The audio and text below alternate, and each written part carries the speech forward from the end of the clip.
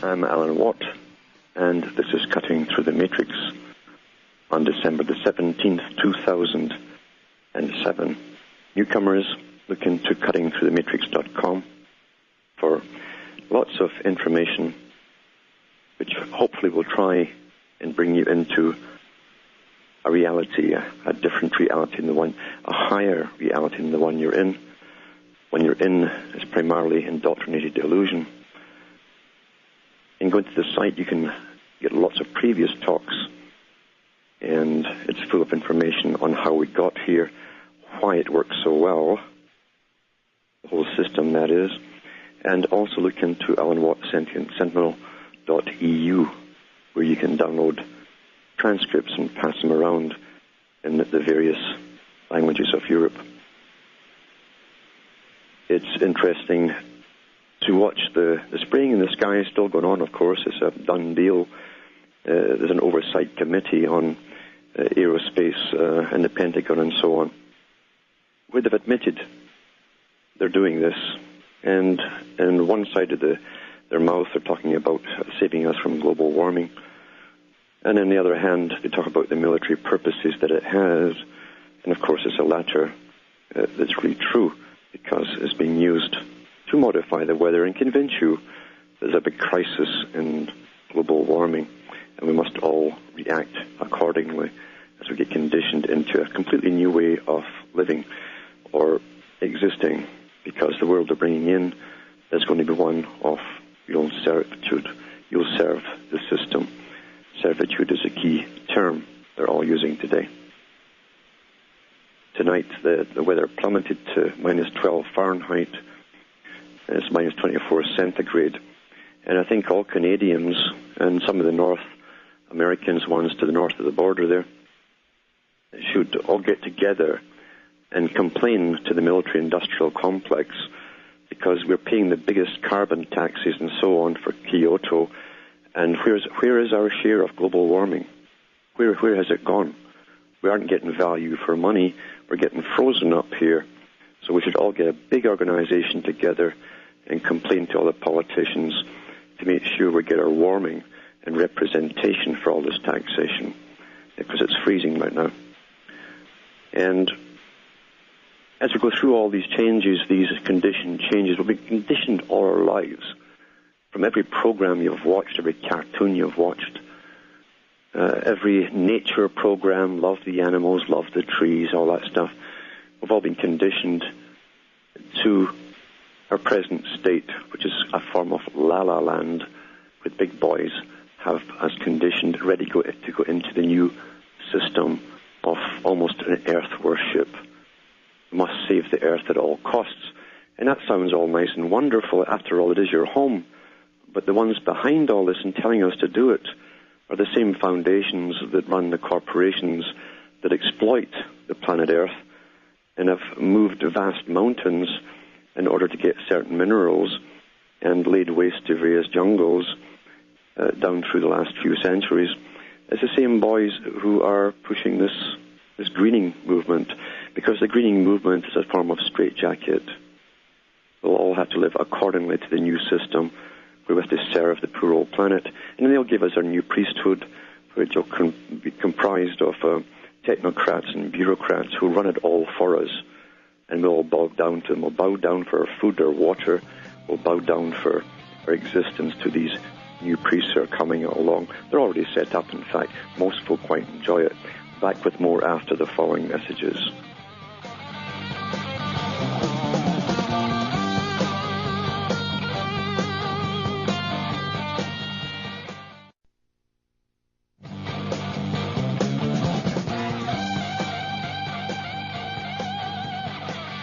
Hi folks, Alan Watt back with Cutting Through the Matrix.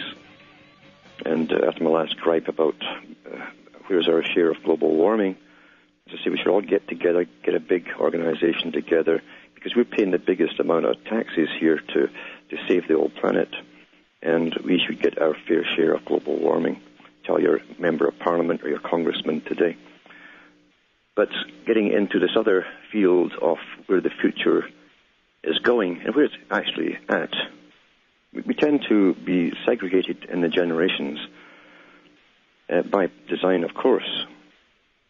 It wasn't so long ago that generations grew up and even wore the same clothes as their great-grandparents wore. The fashion never changed.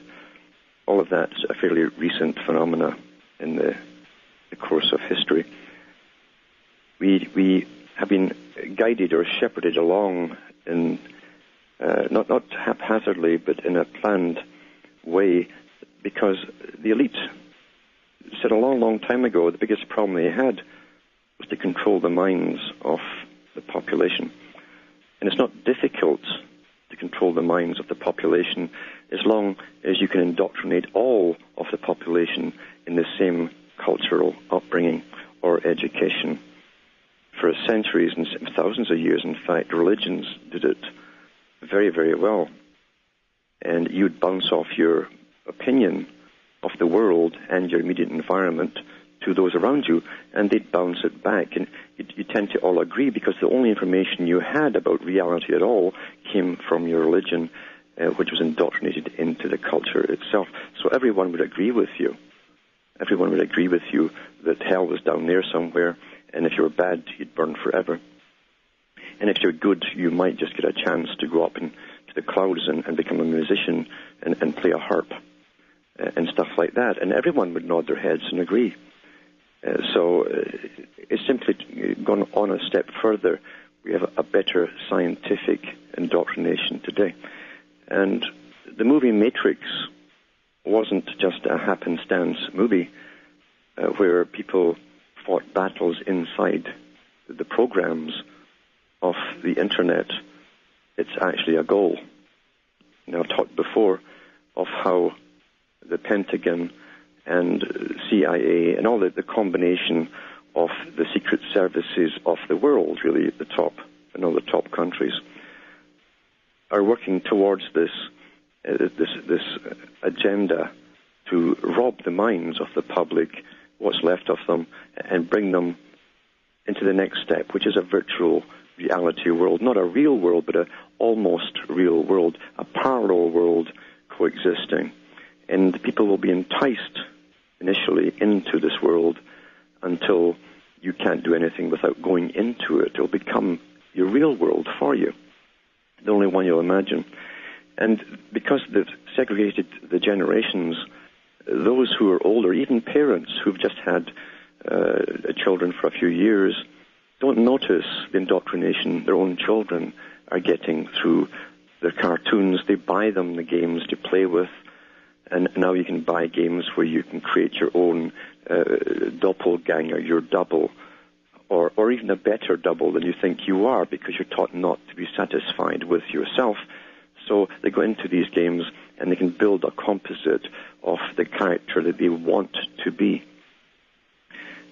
Look at all the movies that have been churned out of Hollywood. Look at television, which most folk are glued to most of their lives. Look at the characters they present as stars, movie stars. And it was around the 60s they began to look the same. The males looked all the same. The females looked pretty well all the same. Very little differences in them at all. And part of that was because Hollywood was trying to give you an idealized picture of what we should be. Not real, but an idealized picture. And it's worked so well that many people spend all their money and their credit cards and mortgage their homes to try and look like the ideal character that they see in the movies. It becomes an addiction and a neurosis, and pretty well a psychosis for some. You can see that their faces are wasted away with so much plastic surgery. But that's what Hollywood is projecting, because everything that comes out of Hollywood or even television or advertising is based on making you feel inadequate. You worship the heroes because you think they're better than you. They would do things that you would only dream about doing because you'd be too scared to do in reality. So you follow these heroes, and they always look like the perfected man or woman. And you identify with that part of it, and you want to be like that. The children see the same thing. We're all different shapes and sizes, and with different features. That's called normalcy. We've been taught not to like normalcy at all. And I mean taught. It wasn't an accident. Now they're going, and they have been for quite some time, to the children to create these composite characters. And the children are given selections that still look cartoonish. And it's also a form of androgyny, because if you look at the characters they give in these games, where they can build their character and have their own friends and buy their own cars and even design their own homes and so on, a virtual world has been created for them. This is in preparation for this other world that the Pentagon, the military-industrial complex, has already set up. Set it up. They have all the information, and this has been in the newspapers. I've read stuff over the air about it, where they have a double of everyone, a double of you, with all the information they've gleaned from you, or stolen from your internet, or even opened your mail, and watched all the stuff that you purchase. All that's in the persona of this double. So do you see where it's going? The children are getting taught, again, to go into this thing already, to want it. We have our first cases of children who are addicted to it. They don't want to be in the real world. They want to look perfect, this perfect, flawless, no blemishes on their face and so on, the character that they've created for themselves with the perfect friends and the perfect possessions. It's all already here. And this is the agenda, to bring us into a matrix system and to make the public want it. For the older people, they'll bring lots of sex into it, of course, and we already know they're going to come out shortly with equipment which will monitor your, in fact, it's already been declared, it basically works on your brain. It's like a cap you put on your head, and it monitors your brain patterns, but it can also send signals in and stimulate areas of your brain. And you'll have what you'll think are fantastic experiences, especially sex-wise. There's no doubt about it. Sex sells, always has, always will, until we're completely altered. And people won't want to come back into the real world. We already have cases of male and females who are addicted to internet sex itself. They have no contact with physical people with regards to that subject at all. You can see where it's going. And here's a report from the BBC News. It was 11th of December 2007. And it's written by some character up in this particular world where they're creating all this stuff. And this is a form of predictive programming where they tell you a blatant truth, but they don't give it any negative connotations at all. And it's called Exodus to Virtual Worlds Predicted. The appeal of online virtual worlds such as Second Life is such that it may trigger an exodus of people seeking to disappear from reality. And again, here's that term, the holy term, you've been taught as holy. An expert on large-scale online games has said. Virtual worlds has seen huge growth since it became mainstream in the early years of this decade, developing out of massive multiplayer role-playing games. So it's role-playing games, you see. It says, and the online economies in some match those of real-world countries. Again, a duplicate.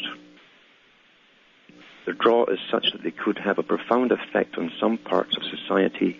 Edward Castronova, I love the names they give these people, Edward Castronova, Associate Professor in the Department of Telecommunications at Indiana University, told BBC World Service's Digital Planet program. I think I'm going digital. My guess is that the impact on real world really is going to involve folks disappearing from reality in a lot of places where we see them, he said. Varying involvement, Dr. Castronova, who's written a book on the subject, one of many, I'm sure there's a whole plethora of them emerging on the shelves right now, written a book on the subject entitled Exodus to the Virtual World. Here we go. We're the slaves escaping into worse slavery here, to the virtual world, drew parallels to the 1600s when thousands of people left Britain for a new life in North America. This is how they're going to compare it to you. That's certainly changed North America, and that's usually what we focus on but it's